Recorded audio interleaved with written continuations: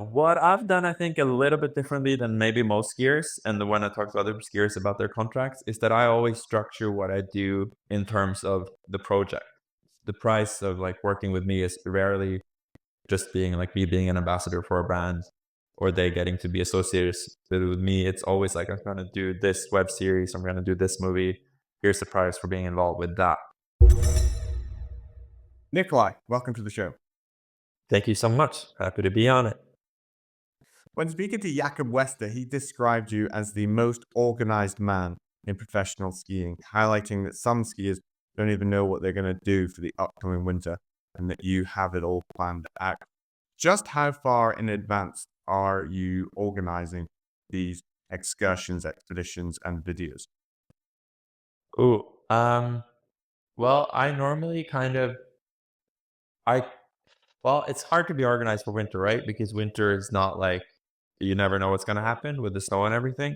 So what I do normally is I organize a production setup more so than like a very set plan for what I'm actually going to do. So it's more like I organize, editors and, um, uh, yeah, like filmers and like people I work with. And then I can kind of take that setup anywhere. Um, it's so yeah, but I normally do like one year in advance, and I set up or like I plan each winter, like the production setup in the fall. So like this winter, for example, I worked, or like the past winter and this summer, I worked way too much and did like a bunch of stuff to. I made my first like feature documentary, which was a bigger project than anticipated. So now like this winter, I'm kind of easing into it, and I'm setting up production from like February till spring, and then I'll book the filmers and yeah, go from there pretty much. But yeah, I think the big difference with me and other skiers is that I run the productions pretty much, which is like I do the job of like the matchsticks and the TDRs and other things, which is of course some work, but there's also like power and freedom in that, and that I can control the budgets and control what I do. Part of the relatability of the content which you put out is that it appears just to be some friends going out for a ski in the mountains, but obviously there's more to it. Just how many people are in the operation and how much planning goes into, say, a tour in the Lingen Alps? Well, I mean, it is actually just friends going out skiing like that, and that is the goal of like of what I do is to. I think like the difference to what I do and like a lot of other productions is that at least I've come to the realization that we're not actors. Skiers are terrible actors, and actually the way like most, I don't know if you look at like I don't know, a Candide edit, it's shot like a feature document, like a feature film. It's like shot like fiction, and like you have a bunch of takes, you set up the scene, and then you're like camera, lights, action, go, and like the actor, in this case the skier, goes and does the trick, and then you're basically like a classic ski, like an action edit, like a Candide or a Sammy Carlson or whatever. It's kind of like an action sequence from James Bond, right? And of course, it's super impressive and it's crazy cool, and I love watching that too. But as a filmmaker, and actually as a skier too, it kind of sucks to work like that because most of your day is not actually fun. Most of your day is like, rigging this scene for this action sequence that you're shooting. And then like the actual, like the moments when the camera is rolling and you're actually doing it is like a tiny little fraction of the day. And what I try to do, and the only reason to do this job is because it's fun and to go skiing and enjoy it. And to me, I just realized like I don't really enjoy like the traditional way of shooting ski films that much.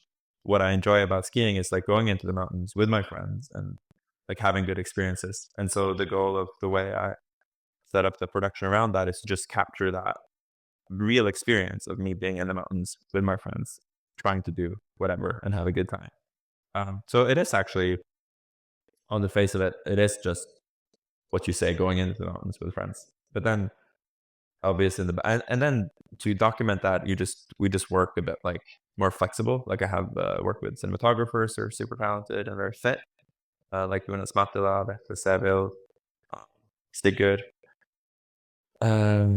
Sigurds in terms as well, like these people who are able to just come along and document things as they happen. And then obviously I'm also able to document whatever happens myself, which also helps a lot. So I think like the biggest difference to like going skiing like without the cameras is obviously there's no cameraman there, but also like I'm not thinking as much while I'm on the mountain. Like now when we go out, it's like I'm having the experience, which is, it can be bad, good, scary, fun, all the emotions. But then I'm also out, also always working with this like second layer of, okay, I'm experiencing this thing right now.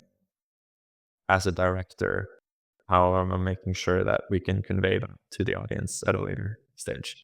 Like what angles are we missing? Do I need to like say something now to um, convey whatever it is that I'm experiencing? So it's just interesting. You're just adding this layer of communication on top of the real experiences that you're having with your friends. But the basic setup is pretty easy. Like we have mics on everyone.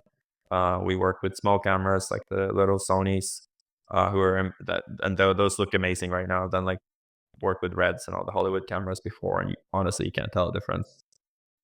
Like we did this like it's like a big production feature documentary now, and we shot it all on those cameras, and it looks amazing, even on like big IMAX screens. So yeah, it's I think honestly it's interesting because like a lot of people get stuck up and like hang up on like gear and technical stuff, and like you need all that, but like the hard part is like knowing how to use it right and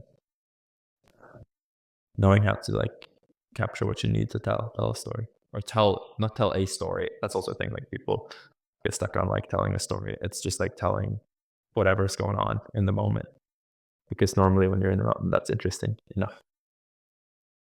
What balance do you try to strike, or certainly from the sliding scale of storytelling and cinematography? Where do you see that a success of a video lies? Obviously, you need both, but it is quite hard to get both up to 100. Would you err on the side of cinematography or on the side of storytelling? Oh, I definitely think storytelling is like the most important. Like you need to capture everything, but it doesn't have to be perfect. If you have it on camera, that's generally okay if whatever is happening is good. And I think yeah, the whole storytelling bit too. It's like it's fascinating because it's like people. I feel like a lot of people think it's like you got to make something up, but generally it's just like being able to convey what is actually happening in the moment, and just letting the cameras roll and just kind of being comfortable in front of the cameras just to do whatever you would normally do. I think is key there. But yeah, for sure. I think like cinematography, good cinematography, it can sustain a piece, like a video piece, for like 5 minutes tops. I think if you're watching anything longer than 5 minutes, if there's not like a good story binding it together, it gets super fucking boring, no matter how beautiful it is, in my opinion. Like I think the yeah, I think you can watch like beautiful cinematography for a while and then it gets boring. It's like if you're flipping through like I don't know, anything. It's like any movie. You need if it's beyond like 5-10 minutes, it needs to be something that actually is like, oh, okay, something that's entertaining you. Where do you think, though, that ability to tell stories comes from? Because it is quite a hard thing in order for people to certainly tell, but also convert it into stories. I mean, for me, it came from just kind of like boredom with what I was doing. Like I was making like the classic ski movies, like as a kid. Like I was making the edits. At first, when you start making like capturing skiing, you're like, there's this cool feeling when you have beautiful images and you put music to it, which is the classic ski edit, and it's and that's fun. But it gets boring pretty fast, and then you realize there's this whole like spectrum of tools that you have to tell to make videos, and like the whole like action, beauty shots, music is like a tiny little bit of that spectrum. Whereas like if you access, all the other tools, like and especially the ones that are, the dialogue and like whatever's happening in the moment, and then voiceovers and archive and like all this stuff, there's like so much you can use to entertain. And to me, it's just it was just kind of like being bored with using a tiny bit of the toolkit and then just like expanding it slowly and also like getting comfortable with that. I remember the first edit, like I put like talking into, you're like, oh, what the fuck is going on here? This is crazy. How do I make this not be like just cringe? Which is hard. Like that takes a little practice to actually do it. But you know, people do it. I've done it for years. And it's yeah, no, so it's just like making a fuck ton of videos. Like me, I've been doing this since I was a teenager. I'm 33 now, and I just and whenever I wasn't doing ski movies, I was working, making commercial stuff, documentaries, other things. So it's just like a sort of being comfortable with the medium of video and being able to play around with it. But honestly, it's very comparable to skiing, where like, you know, the better you are at skiing, the more sort of wiggle room you have.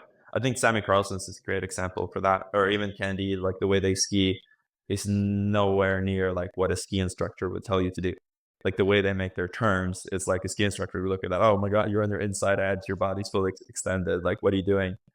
But it's like they they master the craft of skiing to such an extent where they can like play around and like, do a bunch of stuff because they just know it. They know what the skis will do. They know what the snow will do.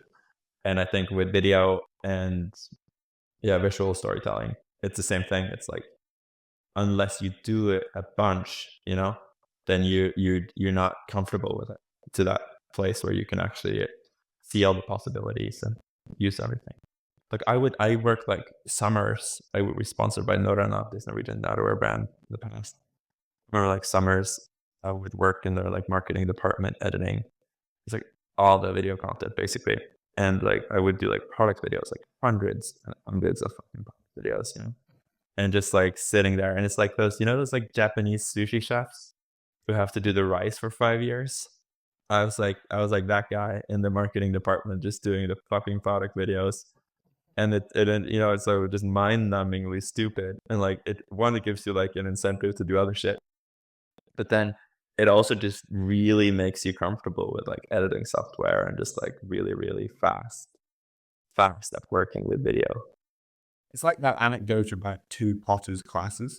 So there was two classes, and over the course of the semester, one class had to make the perfect pot. They had to create the perfect vase in their class, and they had all semester to do it. They could take as much time as they want in order to make it as perfect and as good as possible.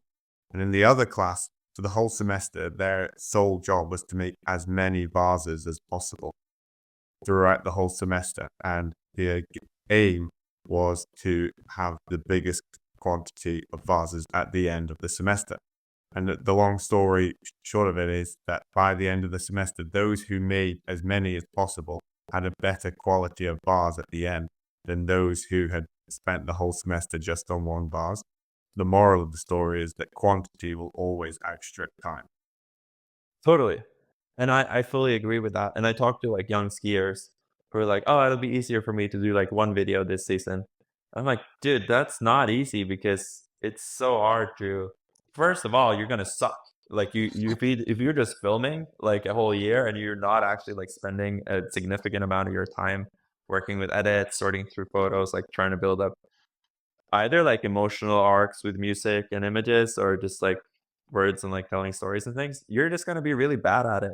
And also, um, I think there's like you say about the vows, it's like you make one and it kind of sucked in a few ways, but it had other qualities at work. You take that, you make the next one, and you learn every time. And I've had the same thing with like friends who are working with music and like the best ones, the ones that I know that are like super successful. They just make so much music and they scrap a bunch of it and then some of it comes out well and yeah, so I think like repetition and volume is huge for sure. Yeah, I was actually speaking to a novelist earlier this week, and he was saying that he's just had his first novel published. And I said, how long have you been writing this novel? And he says it took him 7 unpublished novels in order to get this one novel published. And he said it's only through the lessons and the mistakes that he made in the previous 7 that were all rejected by the publisher that he managed to get this one out. Totally. There's like one of the like biggest Norwegian authors, Skarsgård. He had the same thing, like he was unpublished for like 10 years.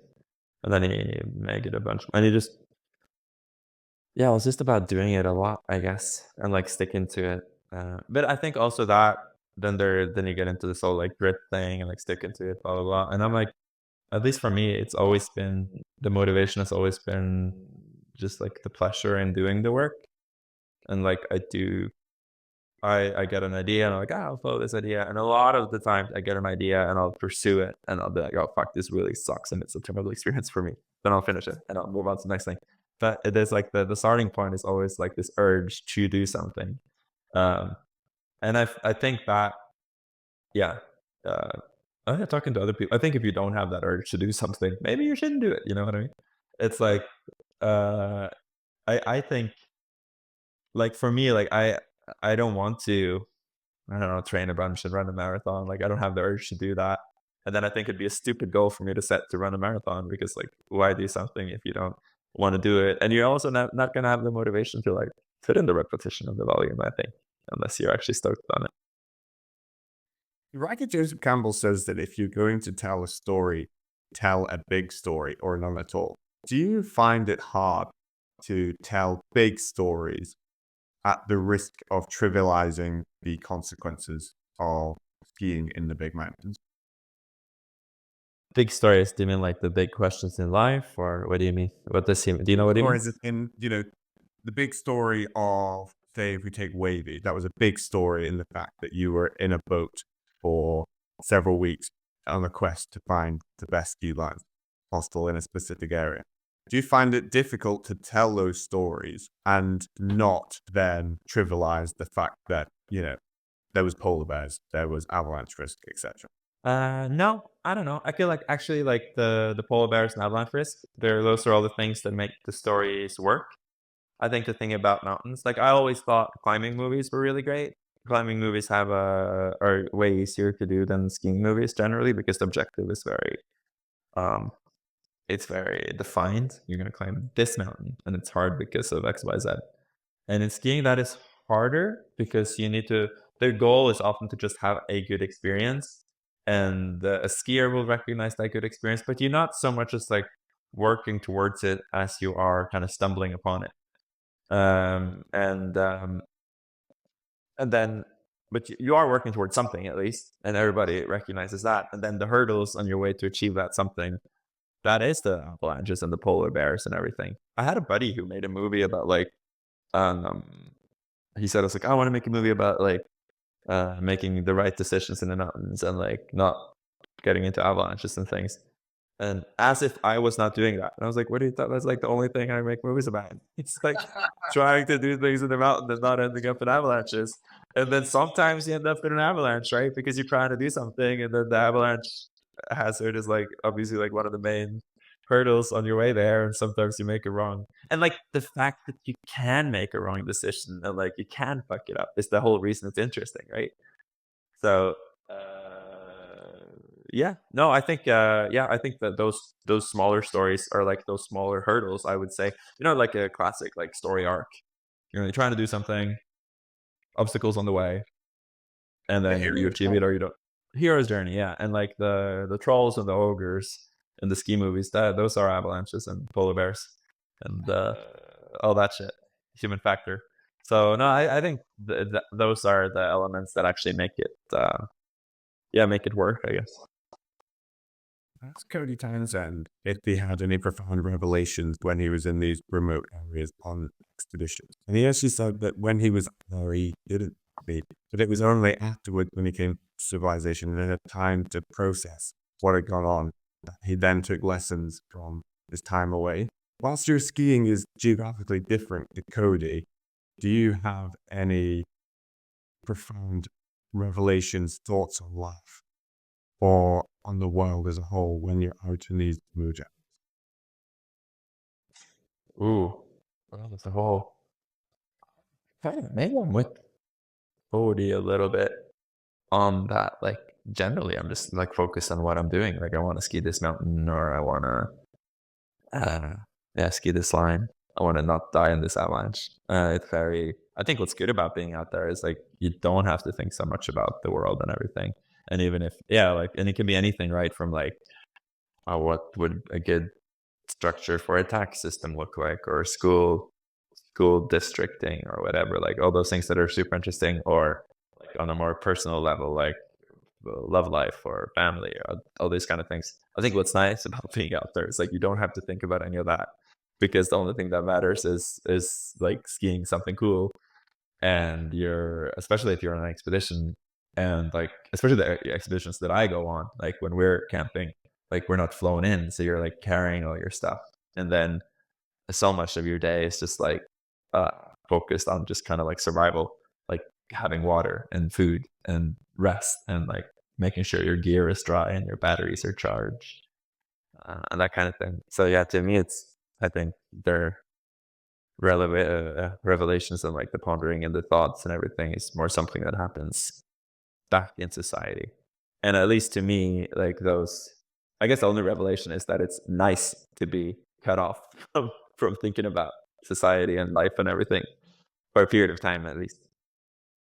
Is it nice and therapeutic in a way to go out skiing? Because whilst many people would go out and then not think about anything and then come back into society feeling refreshed, having had space, you're trying to juggle like 50 balls at one time with this shot, that shot, this camera person here, that camera person here. Do you actually just come back feeling exhausted? Yeah, I mean, for sure. Like it is exhausting to be on a ski trip, both physically and mentally. And it also often depends on like the conditions. Like it's, I mean, yeah, like back to telling a story, I generally have a pretty clear idea of like what we need. Like what do we need? What needs to happen here? Like given the, the limitations of whatever conditions we're dealing with. I generally go into a shoot or a trip, and I pretty quickly realize, okay, this is what needs to happen for this to actually have any value after the trip. And so we need to get this and that, and get all the things. And then you're dealing with, yeah, people management. Like there's like, I'm an employer, I'm a coworker, all the thing, your mountain partners. There's a lot of things happening, and yeah, generally you're pretty beat up after a ski trip for sure. If I was to take you, if you wouldn't mind me saying so, I think you'd potentially be a parent's dream. Because every aspiring sports star as a kid is recommended and advised in order to stay in school and probably get a university degree in order so that they have a fallback when or if the sports doesn't work out. And most kids ignore that advice. But you were both an aspiring skier and also got a law degree. What motivated you in order to do both of those things? Oh, um, honest, I like didn't see a career in skiing. Kind of, I like a viable profession for a long time, and especially with like the how professional skiing was like in the late '90s, like early 2000s. Like when I was a kid, people had like a very short lifespan as a skier. You didn't control the ski movies. You were kind of picked. It was way more like acting as these days. You have to audition, and you're picked for something, and you can get discarded just as fast as you're, picked to be a skier. And so for me, I'd never thought of me being a professional skier as like a viable career path. That was one thing. And also just, I was like a good skier, but I could tell that I wasn't like clearly a lot better than all the pros. I was more like, yeah, I'm a pretty decent skier. Like and I really enjoyed it. And so my ambition, like coming out of high school, was just to be a ski bum, pretty much. And then I was always like just naturally like good at school, and I read a bunch anyways. So I was like, fuck, if I need to I should probably get an education. And law is like kind of like learning carpentry. It's like you learn a practical skill that you can help people with, and you can make a living, rather than like studying a literature or film, or yeah, all these more uh, other sorts of studies where you're more. I did one literature class, and like the professor was like, "Okay, we just have to be honest that the only thing we're doing here is enjoying ourselves. This will have no practical value at the end of the day."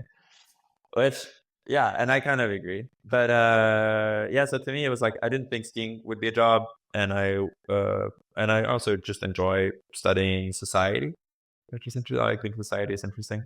Law is how we structure our society, and it's also like a very sort of tool-based, practical degree. So yeah, jumping into that, and I actually didn't like realize that I wanted to even give the whole professional skiing thing like a real attempt till like fairly late, like in my early like mid-20s maybe. I was like kind of like having some sponsors and things, but I wasn't like really actually like fully going for it until I was a bit later. And that was also kind of with opportunity. Like I recognized like, oh shit, I know how to do the movies. I'm skiing. I was skiing better than a lot of the people I filmed, like for some brands. And I was like, if these guys can be pro, then I can just do it too. I'll try it for a while, and yeah. But yeah, that was like before I got into this career, and I got the degree, which was, I mean, a law degree is really fucking hard. I'll say that. It was especially hard to finish it once I realized, like, oh my God, I'm not actually gonna be working as a lawyer in, yeah, for a while at least. So just like, pushing through that was kind of rough because I didn't even have like the carrot at the end, the price at the end. I wasn't gonna be a lawyer.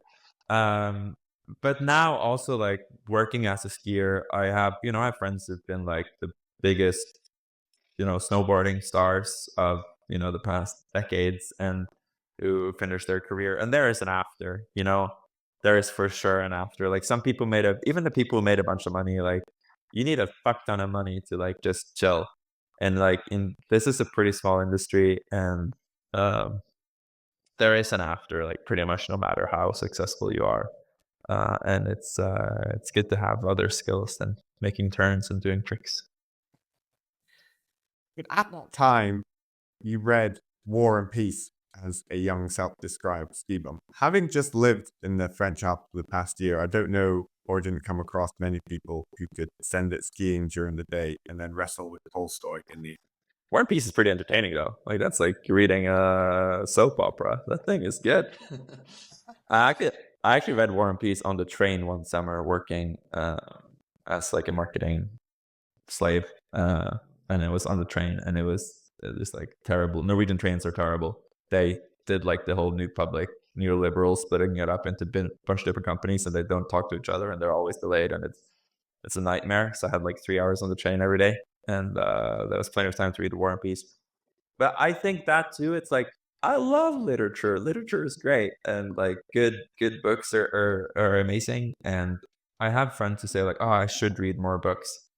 And I'm like you shouldn't read more books unless you like reading books. I love reading books, and that's why I read a bunch of books. But I feel like a lot of people think about it as like this virtuous thing that you like should do. But I'm like, if you don't like it, like you should do something else. It's uh yeah. I don't know. I love it's art and movies, and that's how I entertain myself. But I think if someone else entertained themselves in like a different way, I feel like that's no worse. And also bear in mind, like skiing is pretty privileged. Like you run into a lot of people with a lot of like, you know, education, and they come from families where people are exposed to a bunch of stuff that most people aren't. So, I mean, my parents are both doctors who like, yeah, grew up on reading New York Review books and Scientific American, and these like there were just like publications laying around that you weren't like forced to read it, but it was just there and you consumed it kind of. Yeah. On a side note, I saw an Instagram story that you put up and you were recommending a book, and then in brackets you said not like the other, it's a French economist book. I was wondering, which book was that? Was that Thomas Piketty's Capital? Yes, that was the capital. I like his other one better though. The cap. So for anyone who doesn't know Piketty or isn't exposed to this, I feel like people are getting more attuned with the whole inequality thing. I think Trump won now because of people being like, okay, the current state of things aren't working. We were doing pretty bad. Like, and this is like a thing, like since the 80s, essentially, um, the majority have been worse off at the expense of the rich. Like the super rich have been taking a larger chunk of the pie every year since the 80s, while the economy has been slowing down. So like since the Second World War, 50s, 60s, and up to the 70s, the Western economies were like booming, crazy growth rates, 4 or 5% every year, while most people were getting better off. And this happened because of like how we did taxation and a bunch of stuff. And they were like, what's interesting is that, people described this back in the day. Like the communists had like these theories, like, Marx and all these people. When you read Marx, you're like, oh my God, this guy was full of shit. He didn't actually describe the world. Like he didn't have any data. But what's cool about Piketty, French economist, came out with Capital in the 21st Century in 2013. I think it came out.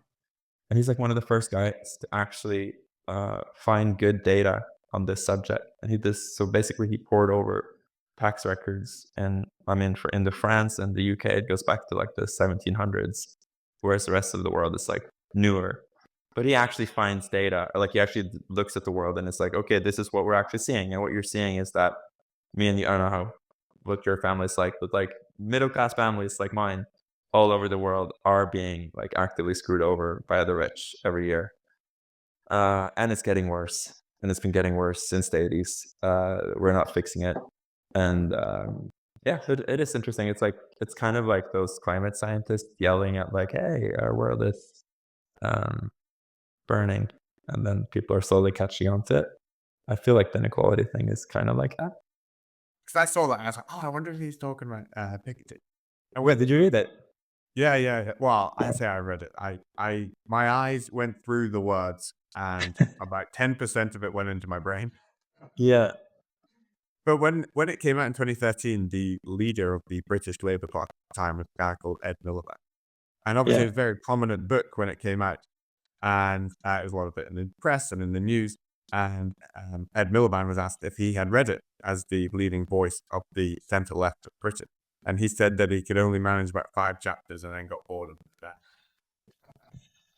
But that's the problem with fucking Piketty. He's so boring. Like, you listen to him on a podcast, he has this like monotonous French accent, and it's just like you can't listen to the guy for more than 3 seconds.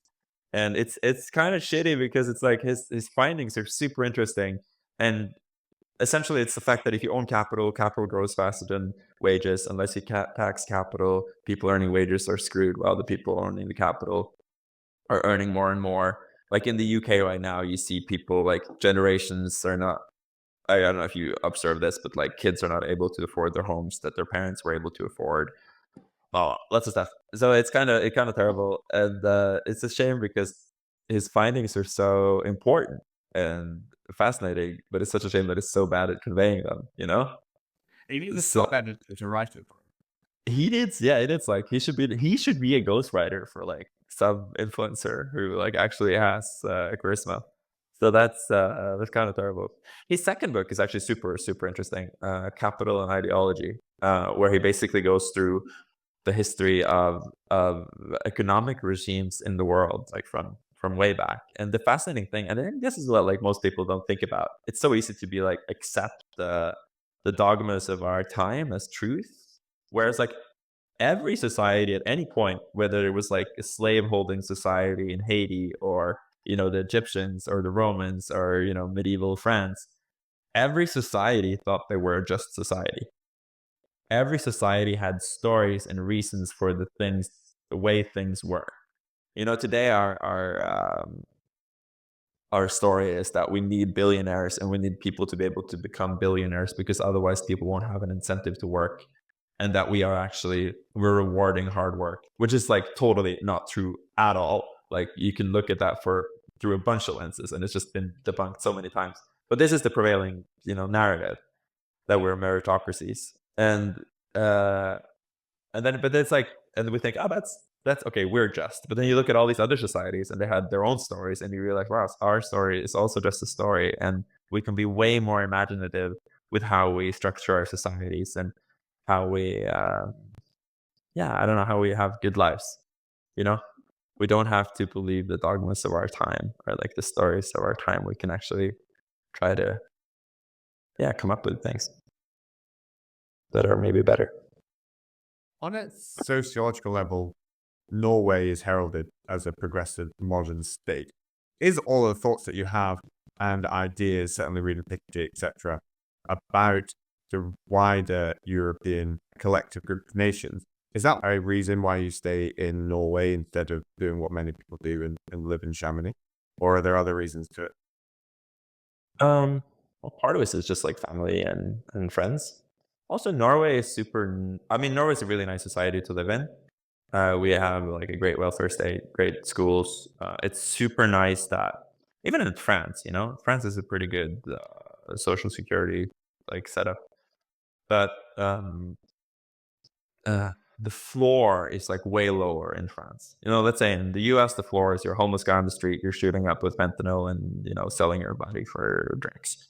And, uh, and then in France, you have people, the people work at like freaking the supermarket down the road here. They're earning 1,500 euros a month, which is like crazy. Like you can't even like survive in the valley on that salary.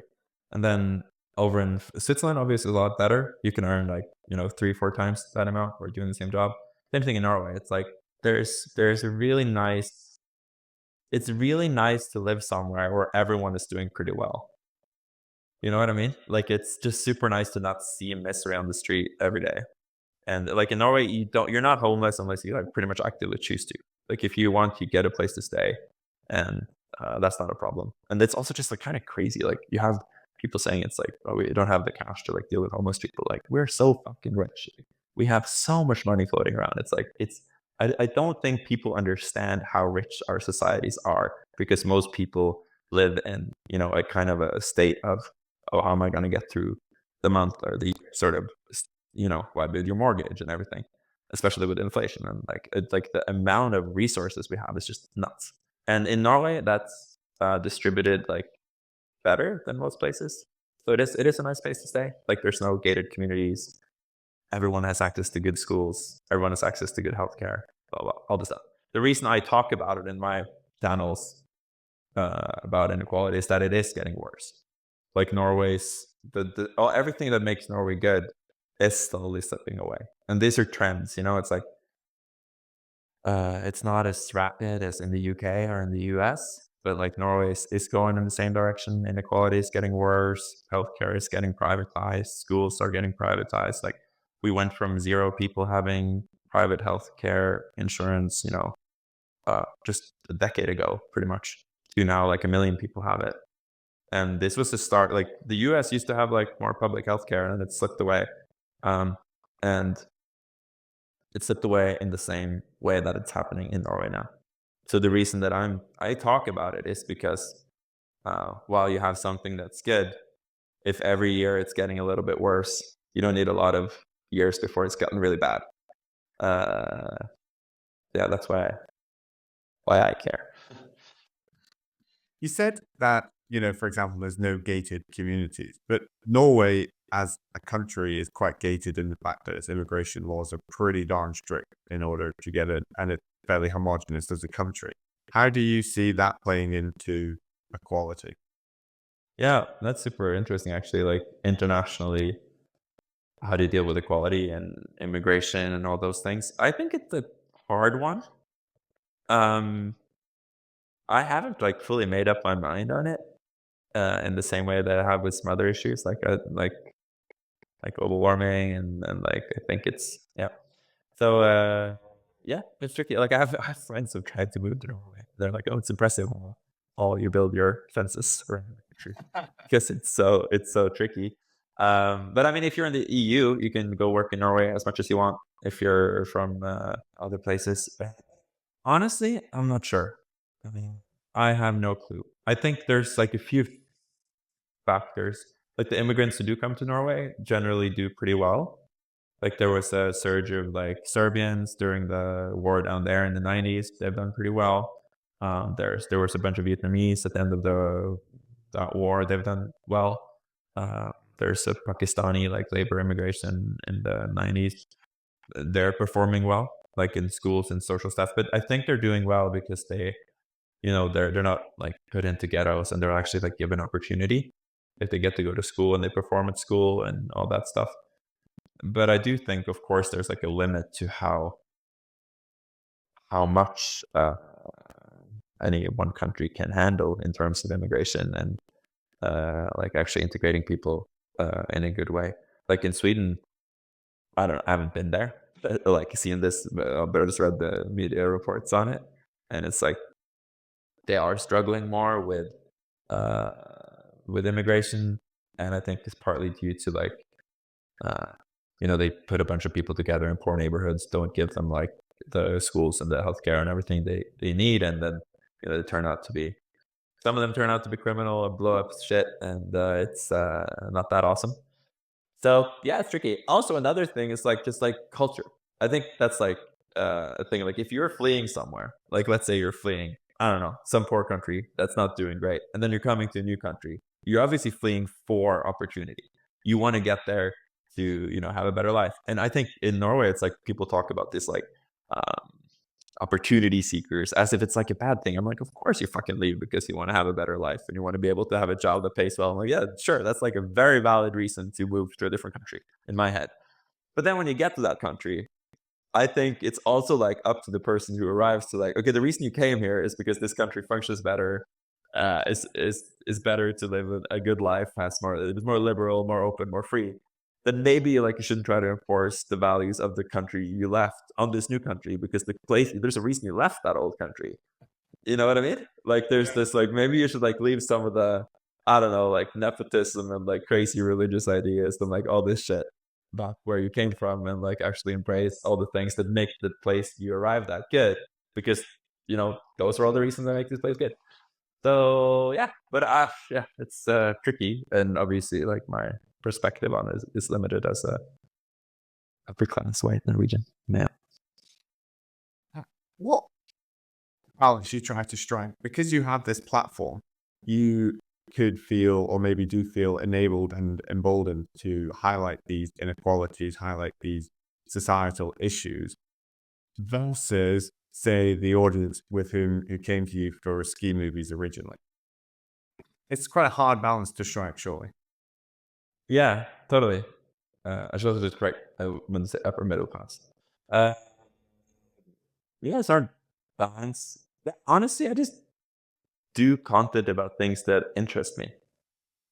And I don't like. I'm interested in skiing, and I'm also interested in a bunch of other stuff. And actually, a lot of it performs super well.